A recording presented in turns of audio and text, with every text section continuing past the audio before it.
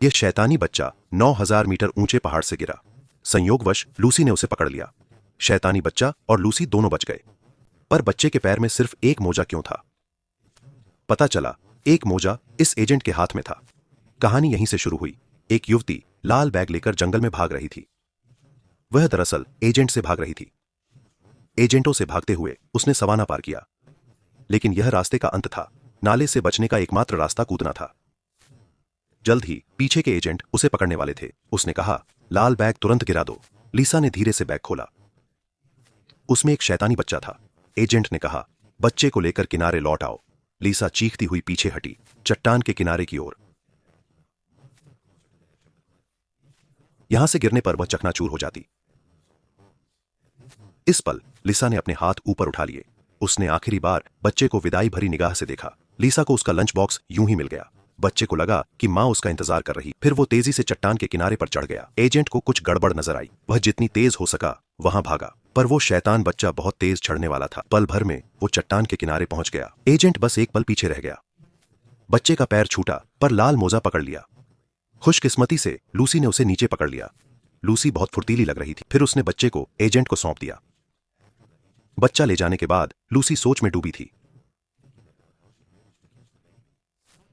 अचानक बाहर एक तेज आवाज हुई। लूसी ने दरवाजा खोला और एक आदमी को गिरा देखा। दरअसल एजेंट की गाड़ी पहाड़ी से टकरा गई थी। अजीब बात यह थी कि बच्चे को कुछ नहीं हुआ। वो शैतान बच्चा सचमुच बड़ा शरारत। वो 8,000 मीटर ऊंची चट्टान से कूद। सौभाग्य से एक कुशल चींटी ने उसे पकड़। पता चला कि वह बच्चा एक मॉडल था। दुर्घटनाएं होती रहीं। पहले शैतानी बच्चे ने एजेंटों को दुर्घटनाग्रस्त किया। सभी मारे गए, लेकिन वह ठीक था। लूसी घबरा गई थी। वह इस राक्षस को तुरंत भेजना चाहती थी, पर बच्चा जानता था। उसने लूसी को खाली नजरों से घूरा। लूसी इतनी डरी कि वह हाँफने लगी।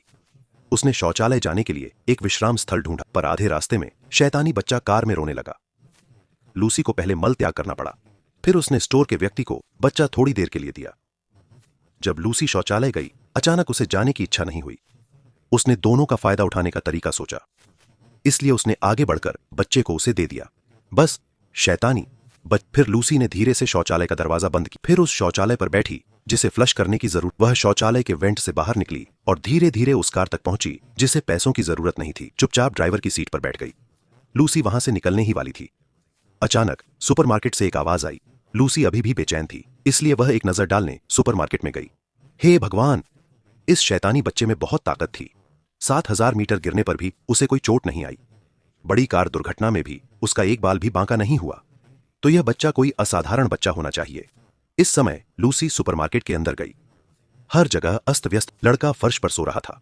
वह जागने वाला नहीं था। ऊपर देखा। लूसी ने देखा शैतानी बच्चा काउंटर पर बैठा खाली नजरों से घूर रहा था। बस उसे देखो। इसने उसे वाकई गुस्सा दिला। अब लूसी को शैतानी बच्चे को पुलिस स्टेशन ले जाना था। यही एकमात्र तरीका था उसकी जान बचाने। बयान के बाद लूसी को हिरासत में ले लिया गया। रात में अचानक एक जांचकर्ता शैतानी बच्चे को लेकर आया। उसने लूसी से कहा कि बच्चा शायद भूखा हो। वह बच्चे की तरह रो रहा था। वह चाहता था कि लूसी उसे कुछ दूध पिलाए। इस बार लूसी ने शैतानी बच्चे को उठाया। उसे समझ नहीं आ रहा था कि उसे क्या। लूसी ने सोचा कि शायद उसके पास नारियल का दूध हो, और वास्तव में उसने नारियल का दूध निकाल लिया। शैतानी बच्चा खुशी से पीने लगा। यह सब एक सपने के अंदर का सपना निकला। लूसी जाग गई और फिर लूसी घर नहीं जा सकी। एक हफ्ते बाद लूसी का जीवन सामान्य हो गया। अचानक दरवाजे की घंटी बजी। लूसी ने दरवाजा खोला और ऊपर देखा